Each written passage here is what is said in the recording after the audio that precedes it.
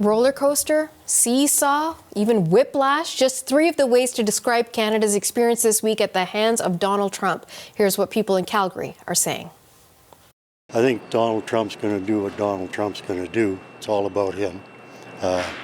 It's a sad, sad state of affairs. It's going to be tough for a lot of people. I mean, it's tough already with the prices going up and stuff. We're looking made from Canada, like this one is made from Canada. It's the hugest change I've ever known about, and I'm just hoping that it will not impact us too negatively.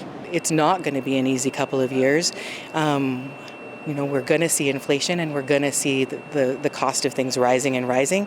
We have to come together to help each other. To some of the reaction we're seeing to the U.S. president's on again, off again tariffs. Are they going to do it? Are they not going to do it? And the amount of uncertainty it has sparked in this country, including about the free trade agreement that's in effect across North America. So for more on this, we're joined now by international trade lawyer John Boscariol. He's the head of McCarthy Tétrault International Trade and Investment Law Group. John, thank you so much for making time for us today. It's great to be here with you, Natasha. So, John, I need a legal 101 course on this trade agreement because the Prime Minister came out a few days ago and said that the issue of border security and fentanyl is being used as the legal rationale to impose these tariffs. But if we have CUSMA or the USMCA agreement in place, how is the president able to do this? Explain that argument to us.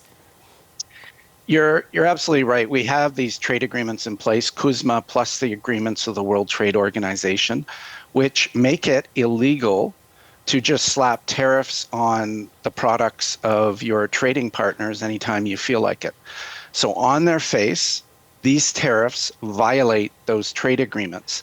Now, the trade agreements contain an exception, and they contain many exceptions, but one of the ones which probably the Trump administration could be trying to make relevant here is an exception for protecting your essential security interests. And so it's necessary for Trump, not just for the trade agreements actually, but for U.S. legislation as well, for him to declare or to claim some kind of national emergency in order to justify this.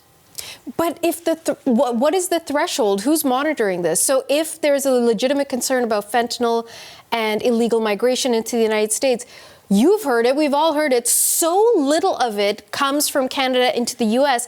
And we could easily argue that the greater threat comes from the United States into Canada, be it guns, be it migrants coming to seek refuge from the United States. Yeah, agreed. There is no basis here for him to apply these tariffs. If this was going to go before a dispute settlement body under the trade agreements, they would determine that this violates the trade agreements. The more important issue here, though, is really Trump upending decades of what we thought trade agreements meant. Decades of us relying on kind of an international rule of law where countries would generally follow what they promised to do under trade agreements. What he's doing now violates those trade agreements and cannot be justified under some kind of national security interest. And so to that point, we also heard from the Prime Minister during those same comments that Canada is going to retaliate. They're going to go to the World Trade Center and bring this up as an issue, as a violation of an international agreement that Trump himself was a signatory to. Do they have a strong case? They have a very strong case. The problem is, and they launched that challenge to the World Trade Organization just a few days ago. The problem is those challenges take very long to resolve. Sometimes not just months, they can take years. In the meantime, the Trump administration is going to hold this tariff threat over our heads. It's going to implement tariffs, it's going to take them off. It's going to make it difficult to figure out what they're going to do next. They will continue to do that regardless of what's happening at the World Trade Organization or any other dispute panel that's established under a trade agreement. So then from a legal perspective, if we want immediate results, what does Canada do? Is there an option for us?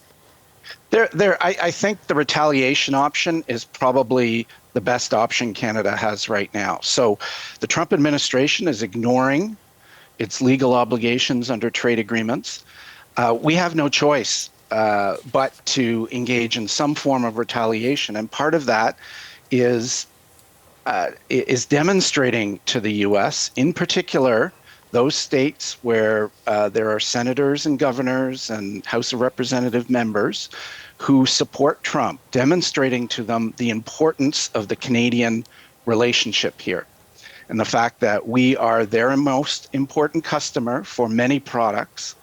And for them to impose tariff on that is going to create pain. Now, Canada has been a quiet friend, but probably the closest friend and ally of the United States for many decades. And to an extent, I think we've been taken for granted. And so it does make sense for us to try to impose some form of retaliation, make some noise about it so that they do understand just how important the economic relationship is. From your point of view and the conversations you're having with your colleagues, is CUSMA basically done? Are we ripping it up? Is that the stage that we're at? CUSMA is set to expire in 2036. Renegotiations were to start next year, and the government of Canada was preparing for that prior to the Trump administration beginning its term. But we're now at a position where the CUSMA is being renegotiated in real time. Trump is taking steps right now which indicate that he really doesn't care what the CUSMA says or what his trade agreement obligations are.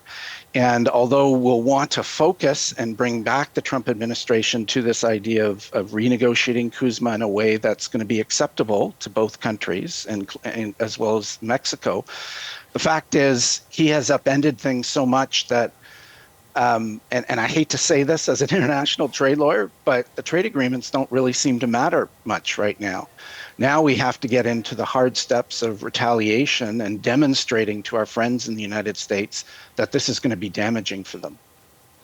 Well, certainly we've been making that message clear. Our representatives have been. Doesn't seem to have an impact on the president.